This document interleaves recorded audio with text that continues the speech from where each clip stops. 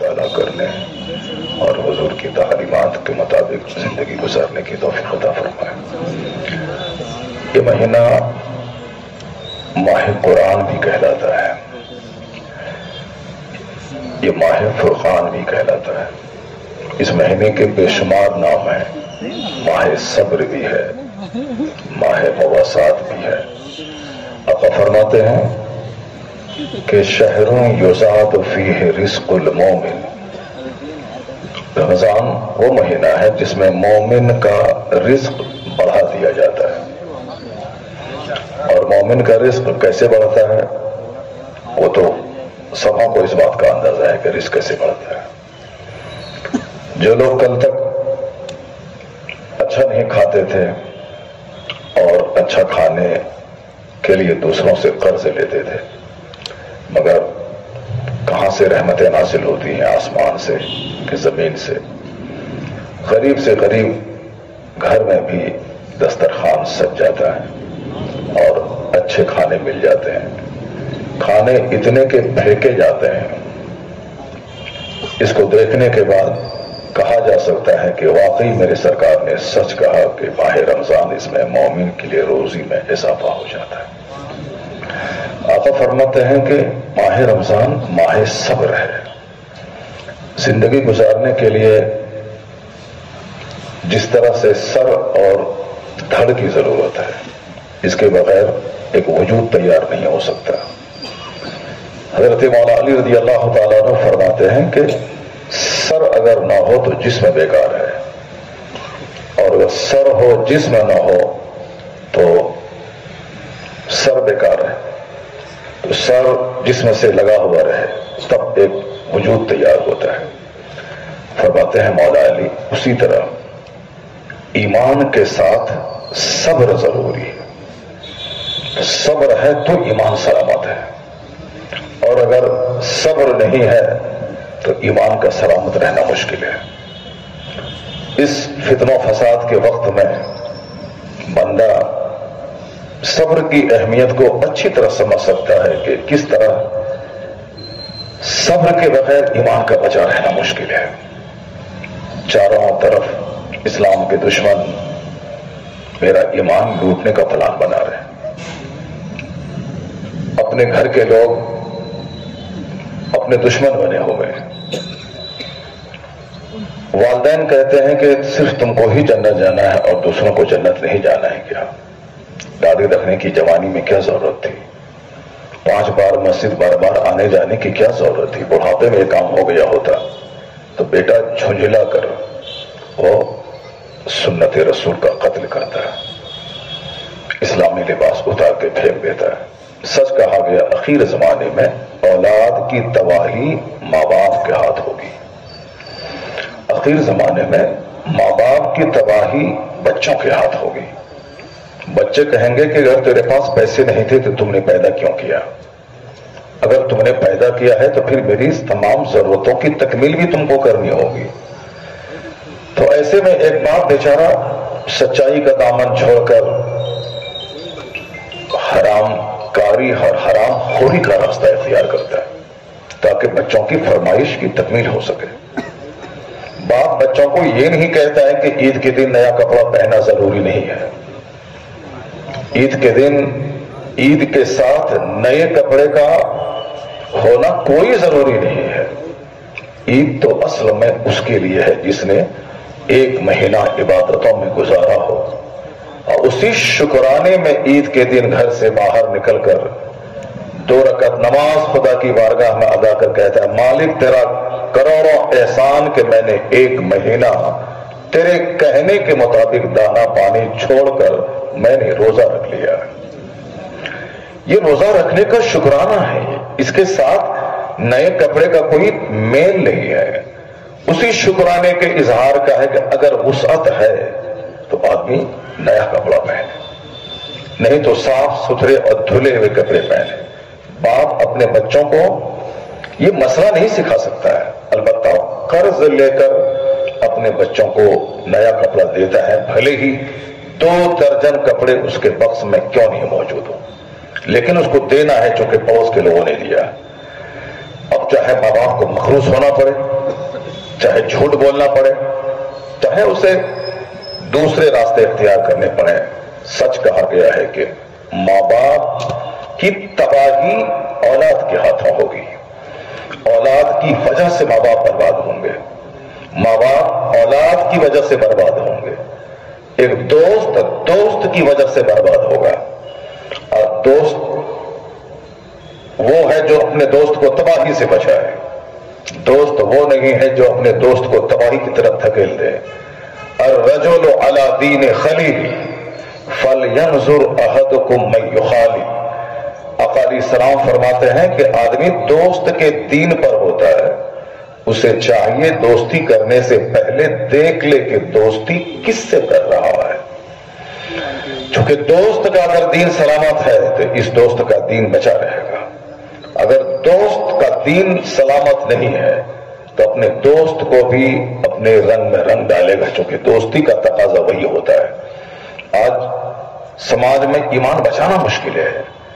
صاحب ایک بات مراد آباد کا اپنے بیٹے سے کہا کہ شادی کے بعد داڑھی رکھ لینا، چونکہ ایسی خوبصورت لڑکی، ایسا مالدار گھرانہ شاید پھر دوبارہ نہیں ملے، لیکن لڑکے نے کہا اپنے دوست سے کہ میرے والد سے کہہ دے مجھے ساری زندگی کنوارا رہنا پڑے تو میں کنوارا رہ جاؤں گا، مگر سنت رسول کا قتل نہیں کروں گا۔ یہ بتائیں کہ ایسے جملے کون بول سکتا ہے؟ ایسے جملے وہی بول سکتا ہے جو اچھے دوستوں کی صحبت میں رہتا ہوں۔ وہ صبح و شام عالموں کی مجلس میں بیٹھتا تھا، ان کے دوست کا سرکل علماء کرام تھے، وہ بھلے ہی گریجویٹ تھا، وہ بھلے ہی اسکول اور کالج کا پڑھا ہوا تھا، لیکن اس کی دوستی عالموں سے تھی، جس کی وجہ سے انہوں نے جوانی میں 25 سال کی عمر میں داڑھی رکھنا شروع کیا۔ اب اس قدر یہ دوستی رنگ لائی کہ اتنا بڑا فیصلہ لیا کہ میں زندگی بھر کنوارا رہ جاؤں گا مگر حضور کی سنت کا قتل نہیں کروں گا۔ الرجل علی دین خلیل، آدمی اپنے دوست کے دین پر ہوتا ہے تو دوستی کرنے سے پہلے دیکھ لینا چاہیے کہ ہوم ہی بی فرینڈ، کس کو وہ اپنا دوست بنا رہا ہے۔ آدمی اپنے دوست کے دین پر رہتا ہے۔ تو آقا علیہ السلام نے برے دوستوں کے خطرات سے آگاہ فرمایا۔ آج جو ہمارے بچوں کا جو جغرافیہ بتاتا ہے، سر سے لے کے پاؤں تک، ہیئر اسٹائل سے لے کر کے بیئرڈ اسٹائل تک، صاحب ڈریس اسٹائل، وہ ساری چیزیں صرف دوستوں کی صحبت کا نتیجہ ہے۔ دین چاروں طرف سے دشمنوں کے بیچ میں گھرا ہوا ہے۔ مسلمانوں کو ایسے ماحول میں مولا علی رضی اللہ تعالیٰ عنہ کے فارمولے پہ عمل کرنا ہوگا کہ ایسے وقت پہ سینے پہ صبر کا پتھر رکھنا ہوگا۔ اولاد اگر اسلام دشمنی کی بات کر رہی ہو تو کبھی اس کی بات نہیں مانی جائے گی، اگر ماں باپ اسلام مخالف بات کر رہے ہو تو اس کی فرما برداری نہیں کی جائے گی۔ ماں کی خدمت ضروری ہے، لیکن مگر ماں کہے کہ بیٹا میرے ساتھ بیٹھ کر کے سنیما دیکھو، لا طاعت فی معصیت اللہ، حدیث میں آیا ہے کہ اللہ کی نافرمانی میں کسی کی بات نہیں مانی جائے گی۔ اگر پیر صاحب کہیں کہ میرے ساتھ بیٹھ کر کے آپ فلمیں دیکھیں، نہیں مانی جائے گی۔ پیر کا مطلب وہ جو جنت کا راستہ دکھائے، پیر کا مطلب وہ جو مصطفیٰ جان رحمت سے قریب کر دے، پیر کا مطلب وہ جو حضور کی سنتوں سے قریب کر دے۔ لیکن جو حضور کی سنتوں سے دور کر دے وہ engineer, doctor, professor, landlord, capitalist, businessman, uncle سب ہو سکتے ہیں، لیکن وہ ایک مرشد برحق کبھی نہیں ہو سکتے ہیں۔ مرشد برحق کا مطلب جو راستہ دکھلائے، صحیح راستے کی نشاندہی کرنے والا۔ تو خدا کی نافرمانی میں کسی کی بات نہیں مانی جائے گی، نہ مولانا کی، نہ مولوی کی، نہ ماں کی، نہ باپ کی۔ ماں کے پاؤں کے نیچے جنت ہے، لیکن اگر ماں کہے کہ میرے ساتھ بیٹھ کر کے فلمیں دیکھو، ابھی نماز فجر نہیں پڑھنا ہے، نہیں مانی جائے گی ماں کی بات۔ ماں کے لیے نفل چھوڑا جائے گا، ماں کے لیے شوال کے 6 روزے چھوڑے جا سکتے ہیں، لیکن رمضان کے روزے ماں کے کہنے سے نہیں چھوڑے جائیں گے۔ ماں سر پٹک کے رہ جائے لیکن روزہ ان کے کہنے سے نہیں چھوڑا جائے گا۔ باپ جنت کا دروازہ ہے، لیکن اگر باپ کہے کہ ابھی نماز فجر نہیں پڑھنی ہے، باپ کی بات نہیں مانی جائے گی۔ ہاں، عشاء سے پہلے 4 رکعت سنت وہ سنت غیر موقعہ ہے، اس کو ہم اگر باپ کی خدمت کی وجہ سے چھوڑ دیں چلے گا، نفل نماز نہ پڑھیں باپ کی وجہ سے وہ چلے گا، لیکن فرض اگر ادا کرنے سے ماں باپ روکیں تو ان کی بات نہیں مانی جائے گی۔ تو اس لیے کسی بھی آدمی کی بات نہیں مانی جائے گی اگر وہ پیغمبر اعظم علیہ السلام کی تعلیمات کے خلاف وہ کر رہا ہو، نہیں مانی جائے گی اس کی بات۔ پیر وہ جو مصطفیٰ کی محبت کا راستہ دکھائے، ماں باپ وہ جو نیک راہ دکھائیں اور اپنے بال بچوں کی اچھی تربیت کریں۔ تو کہنے کا مطلب یہ ہے کہ اولاد کی وہی بات، وہی فرمائش پوری کی جائے گی جو فرمائش اینٹی اسلامک نہ ہو، ماں باپ کی وہی خدمت کی جائے گی جو اینٹی اسلامک نہ ہو، اپنے عالم، اپنے مولانا، اپنے پیر کی وہی بات مانی جائے گی جو غیر اسلامی نہ ہو۔ وہ جو کہانیاں سنائی جاتی ہیں کہ صاحب چاہے پیر کی بات سمجھ میں آئے یا نہ آئے، چاہے پیر کچھ بھی کرے مگر مرید کو بالکل خاموش رہے کہ ان کی ہر بات سننی چاہیے، یہ ساری باتیں کہنے سننے کی ہیں۔ ہاں، بظاہر جو اس دریا میں غوطہ لگا رہا ہو اور وہ بھی اس راہ حق کا شناہر ہو، اس راہ کا تیراک ہو، جو اس راستے میں قدم رکھ چکا ہو، پھر اسے خاموش سے انتظار کرنا ہوگا کہ جو معمہ سامنے لگ رہا ہے، سمجھ میں نہیں آ رہا ہے، فوری نہیں بولنا ہے، ویٹ کرنا ہے کہ اس کام کا بیک گراؤنڈ کیا ہے، اس کا سیکریٹ کیا ہے، اس کا راز کیا ہے۔ جس طرح سے سورہ کہف میں حضرت موسیٰ علیہ السلام اور حضرت خضر علیہ السلام کی کہانی ہے، بظاہر شریعت کے خلاف لگ رہا تھا کہ ایک بچے کو اٹھا کے پٹک دیا گیا، تو اب ظاہر سی بات ہے ایک شریعت کے خادم، شریعت کے کام کرنے والے، اللہ کا پیغام بندوں تک پہنچانے والے ایک نبی کو یہ بات بالکل اٹپٹی سی لگ رہی تھی کہ ایک سامنے کھیلتے خوبصورت بچے کو اٹھا کے پٹک دیا جائے۔ اس لیے آپ بول پڑے کہ آپ یہ مسئلہ سمجھ میں نہیں آ رہا، چنانچہ چونکہ اس وقت آپ وہ شریعت کا قانون کے خلاف لگ رہا تھا تو آپ بول اٹھے، لیکن جب بات آگے جانے کے بعد سامنے آئی کہ اس کے پیچھے حکمت کیا تھی، اس کے پیچھے راز کیا تھا، تب اس کے بعد پتہ چلا کہ ہاں، جب اللہ والے ہوتے ہیں ان کا وہ کام جو تھوڑا سا بظاہر اٹپٹا سا لگتا ہے لیکن اس کے پیچھے ایک حکمتوں کا سمندر پنہا ہوتا ہے، لیکن جو شریعت کے خلاف ہو، جیسے نماز نہیں پڑھ رہے ہیں، اب مرید صاحب، پیر صاحب کوئی نہ بولے کہ آپ نماز نہیں پڑھ رہے ہیں، ایسا نہیں ہے۔ نماز کا اگر وقت ہو گیا ہے، اگر وقت ختم ہو رہا ہے تو مرید صاحب پر لازم ہے کہ وہ اپنے پیر صاحب کو نماز کے بارے میں ان کو بتائے کہ حضور وقت بالکل جا رہا ہے، نماز پڑھ لیا جائے۔ اگر ان کو ڈائریکٹ نہیں کہہ سکتے ہیں تو نماز کا کچھ ایسا ماحول بنایا جائے تاکہ اسے یاد آ جائے۔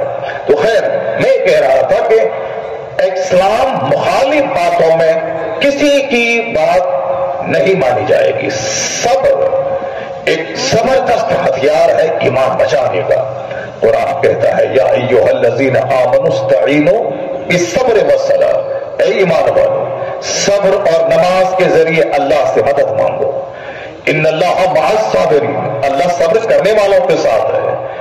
ایسا لگتا ہے کہ سامنے والے سے میں لڑ پڑوں، مگر آقا علیہ السلام نے کہا ہے پہلوان وہ نہیں ہے جو سامنے والے کو پچھاڑ دے، بلکہ پہلوان وہ ہے جو غصے کے وقت میں اپنے آپ پر کنٹرول رکھے۔ تو غصے کے وقت میں اپنے آپ پر کنٹرول رکھے، صبر کر رہا ہے، غریبی پہ صبر کرنا، ورنہ غریبی آدمی کو کفر کے قریب لے جائے گی۔ مالداری پہ صبر کرنا، ورنہ یہ مالداری بندے کو فرعونیت کے قریب لے جائے گی۔ لڑائی جھگڑے کے ماحول کے بیچ صبر کرنا، ورنہ تھوڑا سا غصہ بندے کو تباہ و برباد اور ہلاک کر کے رکھ دے گا۔ صبر کرنا دنیا کا 100 سال ایک قطرہ پانی کی مانند ہے۔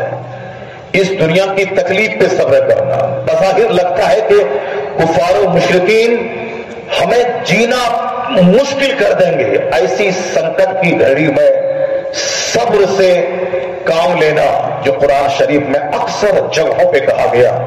امامت کے لیے صبر ضروری ہے, قیادت کے لیے صبر ضروری ہے, اپنا دین بچانے کے لیے صبر ضروری ہے. اللہ فرماتا ہے وَجَعَلْنَا مِنْهُمْ أَئِمَّةً يَهْدُونَ بِأَمْرِنَا لَمَّا صَبَرُوا. اللہ کہتا ہے کہ ہم نے اسے قوم کا امام بنا دیا. کب؟ جب انہوں نے صبر کیا. امام حسین آج امام ہے. جب انہوں نے صبر کیا ظالم تو فنا ہو گیا, لیکن جو صابر ہے وہ آج تک زندہ ہے. آج صابر امام ہے. نمرود کا ظلم مٹ گیا, مگر ابراہیم علیہ السلام کا صبر آج تک ان کو زندگی دیے ہوا ہے کہ آج دنیا کے 200 کروڑ مسلمان جب وہ نماز پڑھتے ہیں تو نماز میں کہتے ہیں اللہم صلی علی محمد وعلی آل محمد کما صلیت علی ابراہیم وعلی آل ابراہیم. کیا مطلب؟ 5000 سال گزر گئے, جناب ابراہیم علیہ السلام آج بھی کروڑوں مسلمانوں کی زبان پہ زندہ ہے. تو ظلم مر گیا, صبر زندہ ہے. اس لیے مشکل سے مشکل ترین حالات دنیا میں آ جائیں, اس وقت ایمان بچانے کا ایک واحد راستہ ہے کہ بندہ صبر سے کام لے. اور قرآن شریف کے اکثر چیپٹر میں یہی پیغام دیا گیا ہے. تو مولا علی کہتے ہیں کہ صبر اگر ایمان سے ہٹا تو ایمان بے جان ہے. ایمان کے لیے صبر ضروری ہے. اور حضور فرماتے ہیں روزہ رمضان صبر کا مہینہ ہے. سامنے دانا ہے مگر اللہ کے کہنے سے نہیں چھونا ہے. سامنے پانی ہے مگر اللہ کے کہنے سے اس پانی کو حلقے کے نیچے نہیں ڈالنا ہے. سامنے ایک حلال طریقے سے استعمال کی جانے والی شریک حیات موجود ہے, لیکن اللہ کے کہنے سے ایک فکسڈ ٹائم تک صبح صادق سے لے کے غروب آفتاب تک اس سے صحبت نہیں کرنے. ایک حلال کو اپنے لیے حرام بنا لینا ہے. دانا حلال ہے مگر رب کے کہنے سے ہم نے حرام بنا لیا. چاہے حلق سوکھے, چاہے بندہ حالت اضطراب میں آ جائے, لیکن ایک دانا ایک اندر نہیں آنے دیتا ہے. یہ دانا کیا سکھاتا ہے؟ یہ دانا اندر نہیں ڈالنے کا کام کیا سکھاتا ہے؟ وضو کرتے وقت بندہ 2-4 قطرے پانی حلق کے نیچے ڈال سکتا ہے, لیکن پھر بھی وہ نہیں ڈالتا ہے. کیوں؟ ایک یقین ہے اسے, کوئی دیکھے نہ دیکھے مگر میرا خدا دیکھ رہا ہے. غسل کرتے ہوئے بھی ایک قطرہ پانی اندر نہیں جانے دیتا, کوئی دیکھے نہ دیکھے میرا خدا دیکھ رہا ہے. اس کا مطلب رمضان کا مہینہ ہمیں صبر کی تعلیم کے ساتھ ساتھ رب قدیر پر زبردست یقین دلاتا ہے کہ اللہ ہے. میں چاہے 5 اسٹار ہوٹل میں رہوں وہاں بھی میرا خدا دیکھ رہا ہے. میں چاہے گیہوں کے کھیت میں رہوں وہاں بھی میرا خدا دیکھ رہا ہے. میں چاہے بدیش میں رہوں وہاں بھی میرا رب دیکھ رہا ہے. تو ماہ رمضان صبر کا پیغام دیتا ہے. ماہ رمضان کی روح یہی ہے کہ حلال چیزوں سے اللہ روکو کے ہمیں ایک بڑی عبادت کے لیے تیار کرنا چاہتا ہے. کتب علیکم الصیام کما کتب علی الذین من قبلکم لعلکم تتقون. روزے اسی لیے فرض ہوئے تاکہ اللہ تعالیٰ تم کو متقی بنا دے, تاکہ تم متقی بن جاؤ. متقی کا مطلب گناہوں سے بچنے والا, گناہوں سے بچنے والا بن جاؤ. تو گناہوں سے بچنے والا بنانا ہے, اس لیے اللہ نے 1 مہینے کے روزے فرض کر دیے. ابھی تمہیں پانی سے رک جانا ہے, اگرچہ حلال ہے مگر خدا کے کہنے سے اس کو اپنے لیے حرام بنا لینا. اگرچہ دانا حلال ہے مگر رب کے کہنے سے اس کو اپنے لیے حرام بنا لینا ہے. بیوی حلال ہے مگر رب کے کہنے سے اس کو اپنے لیے بھی حرام بنا لینا ہے, تاکہ 1 مہینے کی پریکٹس, روزانہ 12 گھنٹے 16 گھنٹے کی پریکٹس اس قابل تجھ کو بنا دے کہ جس رب کے کہنے سے آج حلال دانا پانی چھوڑا گیا ہے, اسی رب کے کہنے سے کل جھوٹ چھوڑ دیا جائے, اسی رب کے کہنے سے کل شراب چھوڑ دیا جائے, उसी रब के कहने से ज़िना छोड़ दिया जाए, उसी रब के कहने से चुगलखोरी छोड़ दिया जाए, उसी रब के कहने से गीबत छोड़ दिया जाए, उसी रब के कहने से धोखाधड़ी फरेब छोड़ दिया जाए। गोया एक मशकी इम्तिहान है। हलाल चीजों को छोड़वा के अल्लाह हमें हराम से बचने और बचाने की मशक करवाना चाहता है, जिसका इशारा बुखारी की हदीस में आका अलैहिस्सलाम ने किया, मल्लम यदा कौल ज़ूर वल अमल बिही फलैस लिल्लाहि हाजतुन फी अन यदअ तआमहु व शराबह। आका फरमाते हैं कि जिसने रमजान के दिनों में झूठ नहीं छोड़ा, गुनाह का काम नहीं छोड़ा, तो अल्लाह को इस बात की कोई जरूरत नहीं है कि उस बंदे ने खाना पीना छोड़ दिया है, क्योंकि खाना पीना छुड़वाने का मकसद ही है गुनाह छुड़वाना, गुनाह से बचाना। लेकिन बंदा दाना पानी तो छोड़ा मगर गुनाह नहीं छोड़ा। फलैस लिल्लाहि हाजतुन फी अन यदअ तआमहु व शराबह। हुजूर फरमाते हैं अल्लाह को उस बंदे के दाना पानी छोड़ने की कोई हाजत नहीं है, क्योंकि दाना पानी छोड़वाने का मतलब ही यह था कि बंदा गुनाह छोड़ दे। माह रमजान सब्र का महीना है। माह रमजान सेल्फ कंट्रोल सिखाता है। माह रमजान पंक्चुअलिटी सिखाता है। एक एक मिनट कीमती है। 5:01 पर सहरी का टाइम खत्म हो जाए, 5:01 के बाद वही दाना पानी मेरे लिए हराम, 5:01 से पहले वही दाना पानी हलाल, 5:01 से पहले वही बीवी हलाल, 5 मिनट के 1 मिनट के बाद वही हमारे लिए हराम। 1 मिनट पहले हलाल, 1 मिनट के बाद हराम। अगर 5:40 पे इफ्तार का टाइम है, 5:40 से पहले दाना पानी हराम, 5:40 के बाद दाना पानी हलाल, 1 मिनट पहले हराम, 1 मिनट के बाद हलाल। पूरी दुनिया में कोई ऐसा साबता कानून नहीं है कि 1 मिनट पहले हलाल हो, 1 मिनट के बाद हराम हो जाए।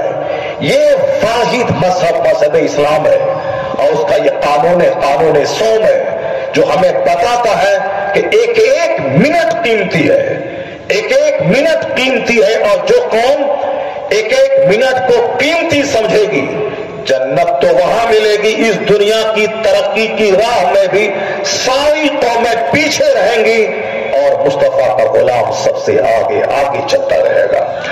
चाहे एजुकेशन का फील्ड हो, चाहे पॉलिटिकल फील्ड हो, चाहे इकोनॉमिकल फील्ड हो, चाहे कोई भी शोबा हो, तमाम शोबे में तरक्की का एक बहुत बड़ा राज है वक्त की पाबंदी। आज मुसलमान हैदराबाद हो या पूरी दुनिया के किसी भी कोने में, अगर दुनियावी तरक्की की शाहराहों में अगर ये पीछे हैं, तो इसका सबसे बड़ा कारण यह है कि इनके पास आज वक्त की कोई अहमियत नहीं है। रात बनी है सोने के लिए, मगर इनके बच्चे रात भर दालान चौपाल पे बैठकर 2-2, 3-3, 4-4 घंटे इंस्टाग्राम पे नाचक, 2-4 घंटे मोबाइल चलाएं, व्हाट्सएप चलाएं, और फिर जो वक्त सहर आ रहा हो, रहमतों के नुज़ूल की घड़ी, उस वक्त जूता पहने, शूज पहने बंदा सो जाए, जिस वक्त रहमतों के नुज़ूल का टाइम हो। और जो सोने का टाइम उस वक्त जगे रहे, और जब जागने का टाइम हो उस वक्त सो जाए। उल्टा पुल्टा काम करने वाला कभी तरक्की नहीं कर पाएगा। ऐसा नहीं है कि मैं चलो पूरब और काबा पहुंच जाऊं, ऐसा नहीं है कि मैं पहुं न लिखूं सिर्फ दरगाहों पे बैठ करके बोलूं कि बाबा मुझको IAS ऑफिसर बना दीजिए, ऐसा नहीं होता है। बाबा मुझको अरबपति बना दीजिए, ऐसा नहीं होता है। अरबपति बनने का उसूल है स्ट्रगल, जद्दोजहद, पंक्चुअलिटी, ऑनेस्टी, ये सारा पैगाम इस्लाम देता है। मुकेश अंबानी आज हिंदुस्तान के 140 करोड़ हिंदुस्तानियों में सबसे बड़ा यानी रिचेस्ट मैन है वो। ऐसा नहीं कि अचानक कहीं गया दरगाहों पे, दरगाह से भीख मिल गई, अचानक बाबा का आशीर्वाद मिल गया कि अरबपति बन गया। नहीं, उनका बाप धीरू भाई अंबानी अमेरिका में मजदूरी करता था। मजदूरी करते करते, मेहनतें करते, एक एक मिनट को कीमती समझा। मेहनत करते करते आज इस मकाम पे पहुंचा है कि वो तो मर गया, उसका बेटा दुनिया के 3 टॉप उद्योगपति में से एक है, हिंदुस्तान का इकलौता सबसे बड़ा تاجر ہے ہندوستان کا، محنتیں اس کے پیچھے رہتی ہیں. ایسا نہیں ہوتا ہے کہ میں درگاہ پہ بیٹھ کے جاؤں اور ہمارا بیٹا IAS آفیسر بن جائے. محنت، اسٹرگل، ایک ایک منٹ کو قیمتی سمجھنا. طریقہ وہی ہے کہ میدان بدر میں مصطفیٰ جانے سے پہلے مدینے ہی میں دعا کر لیتے، مکہ کے سارے مشرکین راستے ہی میں زمین میں دھس گئے ہوتے. لیکن آقا علیہ السلام نے یہ کام نہیں کیا، بلکہ قیامت تک اسلام زندہ کیسے رہے گا، قیامت تک مسلمانوں کو موٹیویشن کیسے ملے گا، دین کی خاطر جینے اور مرنے کا جذبہ کیسے ملے گا، حضور نے وہ کام کیا جو نیچر سے ریلیٹڈ ہو، جو فطرت سے متعلق ہو، یعنی جو کام عجوبہ نہ ہو. سرکار دو علیہ السلام نے سرکار کی زندگی میں معجزات ظاہر ہوئے ہیں. وہ معجزات چاند کے 2 ٹکڑے کر دینا، سورج کا پلٹا دینا، یہ معجزہ ہے. معجزہ کا مطلب تاکہ دنیا والا جان لے کہ جادوگر نہیں ہے، یہ اللہ کے نبی ہیں. جادو سے یہ کام نہیں کیا جا سکتا ہے. لیکن باقی رہی بات اسلام کی تبلیغ، دنیا کا کام حضور نے پھونکنے سے نہیں کیا ہے. حضور نے سلیقہ مندی کے ساتھ، ایمانداری کے ساتھ، محنتوں کے ساتھ، حکمت کے ساتھ، تدبر کے ساتھ یہ دنیا کا کام کیا ہے. ایسا نہیں کہ اچانک پھونک دیا سب کام بن گیا. جب حضور نے ایسا کیا ہے اس کا مطلب ہے دنیا جان لی اللہ کا نبی ہے، پیغمبر ہے. اور معجزہ کہتے ہیں جو عادت کے خلاف کام ہو، خرق عادت کے طور پر. کیا مطلب؟ آدمی زمین پہ چلتا ہے، فضاؤں میں نہیں چلتا ہے. فضاؤں میں چلنا یہ عادت کے خلاف ہے. اگر فضاؤں میں کوئی چلنے لگے تو پھر کہا جائے گا اگر یہ نبی ہے تو معجزہ ہے. اگر کسی ولی نے ایسا کیا ہے تو کرامت ہے. تو نیچر ہے زمین پہ چلنا. اینٹی نیچرل کام جو نبی کرے تو وہ معجزہ ہے. تو معجزہ سے معجزہ حقانیت ثابت کرنے کے لیے نہ کہ سارا استقام معجزے سے چلتا ہے. آقا علیہ السلام 3 سال تک ابو طالب کی گھاٹی میں رہے، درخت کے پتوں کو کھایا. آپ کے ساتھ آپ کے خاندان کے سارے لوگ رہے. 3 دن 3 مہینہ نہیں 3 سال تک. یہ ایک حکمت تھی کہ دین کی راہوں میں مصیبتیں اٹھائی جاتی ہیں. یہ حکمت تھی کہ اس کے بعد اچھے دن آنے والے ہیں. یہ حکمت تھی کہ ہمارا یہ سب مکہ کے کافروں کا زور توڑ ڈالے گا. تو 3 سال تک سرکار دو علیہ السلام اختیارات کی موجودگی میں نبوت کے اعلان کے بعد اس وقت بھی آپ معجزات دکھلا کے 3 دن میں کوئی عجوبہ کام کر دیتے اور فوری تمام کافروں کو مار دیتے اور ابو طالب کی گھاٹی سے نکل گئے ہوتے. نہیں 3 سال تک وہاں رہے. سرکار دو جہاں ایک بار پھونک مار دیتے سارے کفار و مشرکین مر گئے ہوتے. نہیں، حضور نے مکہ میں رہنا جب مشکل ہو گیا تو آپ نے مکے کو چھوڑ دیا. 3 دن تک غار ثور میں رہے. آپ پھر اپنے دوست کے ساتھ مدینہ کے لیے نکل گئے.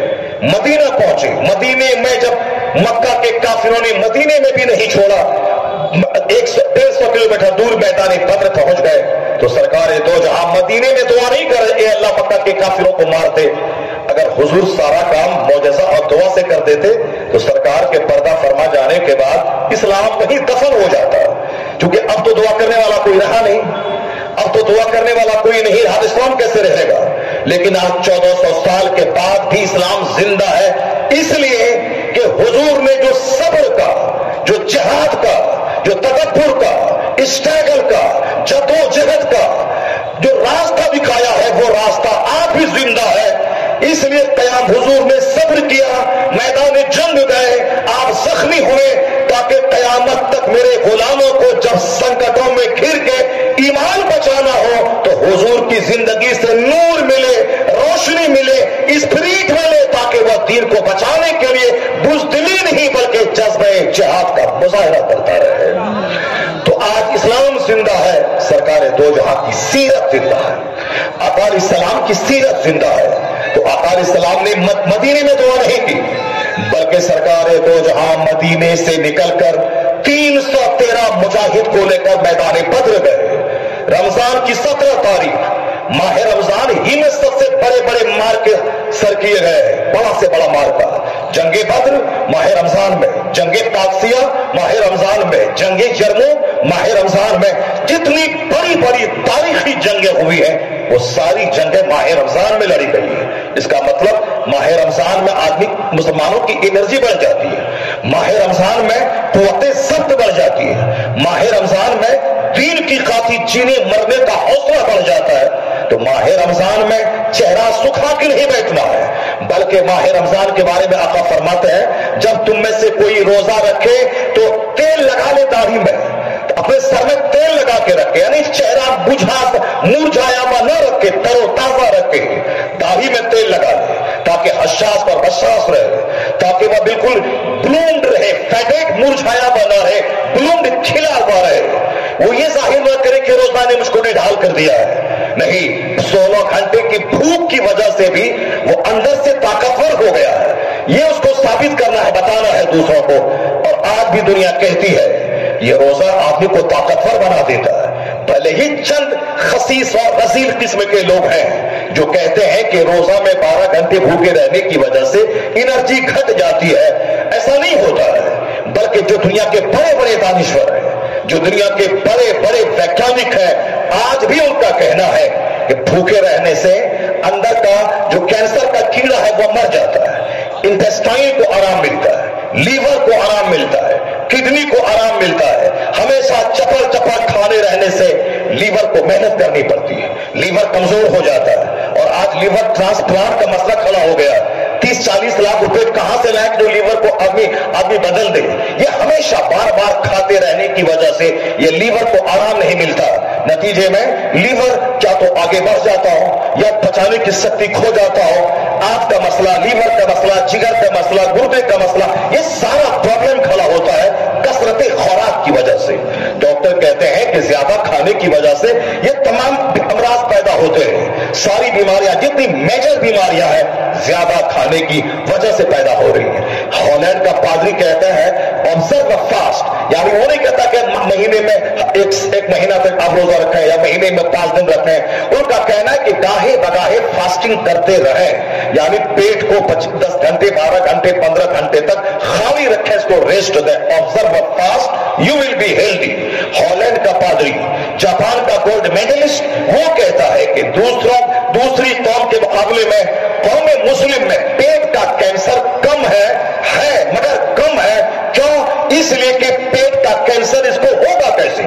یہ تو 12 مہینے میں 1 مہینہ کنٹینیو 12 سے 16 گھنٹے تک یہ بھوکا رہتا ہے۔ اگر کینسر کا کیڑا ہو گیا ہو تو وہ مر جاتا ہے، اگر نہیں ہوا ہو تو پھر اس کے کیڑے سے لڑنے کی طاقت ان کے لیور میں پیدا ہو جاتی ہے، آخر اس کو کینسر کا کیڑا ہوگا کیسے؟ وہ کہتے ہیں کہ آدمی کو چاہیے کہ سال بھر میں کم سے کم 25 سے 30 دن تک اپنے پیٹ کو خالی رکھے تاکہ اس کو دوبارہ طاقتور ہونے میں اس کو مدد مل سکے۔ یا ہندوستان کا رام دیو کہتے ہیں اپنے ششیوں کو، اپنے شاگردوں کو کہ اگر آپ سوستھ رہنا چاہتے ہیں تو آپ مہینے میں 2-4 دن فاسٹنگ کیا کریں۔ تو رام دیو جیسے لوگ جن کے کروڑوں فالوور ہیں وہ کہتے ہیں اپواس کریں ہیلدی بن جائیں گے۔ جاپان کا گولڈ میڈلسٹ کہے کہ اپواس کریں ہیلدی بن جائیں گے۔ ہالینڈ کا پادری کہے اپواس کریں ہیلدی بن جائیں گے۔ یہ سارے لوگ آج 100 سال کے بھیتر کہتے ہیں۔ میں قربان جائے 1400 سال پہلے جس زمانے میں نہ سائنس کا نام تھا، نہ فزکس، کیمسٹری، بایولوجی، نہ زولوجی، نہ بوٹنی کا کوئی نام و نشان تھا، اس زمانے میں نہ امریکہ نام کا کوئی ملک دنیا میں تھا۔ کولمبس نے پتہ لگایا کہ امریکہ نام کا کوئی ملک ہے، واسکو ڈی گاما نے پتہ لگایا انڈیا نام کا کوئی ملک ہے، لیکن 1400 سال پہلے امریکہ کا وجود نہیں تھا۔ رہا ہوگا کوئی ملک سمندروں کے بیچ میں گھرا ہوا چند لوگوں کا، لیکن آج جس کا نام امریکہ ہے اس کا پتہ تو 1495 میں لگا ہے۔ اسلام کی تاریخ 1500 سال پرانی ہے۔ آقا علیہ السلام نے اس زمانے میں، جس زمانے میں ایک کالج باضابطہ کالج کی شکل میں نہیں تھا، ایک یونیورسٹی باضابطہ یونیورسٹی کی شکل میں نہیں تھی، مگر جو بات آج جاپان کا گولڈ میڈلسٹ، جو ہالینڈ کا پادری، امریکہ کے جان ایف کینیڈی ہاسپٹل کا بڑا ویگیانک کہہ رہا ہے، ذرا دیکھیں کہ حضور نے جہاں کہا کہ روزے دار کے منہ کی بدبو مشت سے زیادہ خوشبودار ہے اللہ کے نزدیک، جہاں حضور نے یہ کہا کہ جنت میں ایک دروازہ باب ریان ہے، روزے دار کو خصوصی عزت دیتے ہوئے اس دروازے سے جنت میں اس کو داخلہ ملے گا۔ روزے دار کو جو حالت ایمان سوار کی نیت سے روزہ رکھے اس کے پچھلے گناہ معاف ہو جائیں گے۔ جہاں اتنی ساری فضیلتیں حضور نے بیان کی، وہی حضور نے یہ بات کہی، سومو تصدقوا، जहां निगाह आज दुनिया के लाखों वैज्ञानिकों की गई है, वहां निगाह मुस्तफा की 1400 साल पहले गई है। यह इस बात की दलील है कि कोई वैज्ञानिक, कोई प्रोफेसर, कोई दुनिया का बहुत बड़ा पढ़ा लिखा आदमी वो मुस्तफा से आगे कभी नहीं जा सकता। क्यों?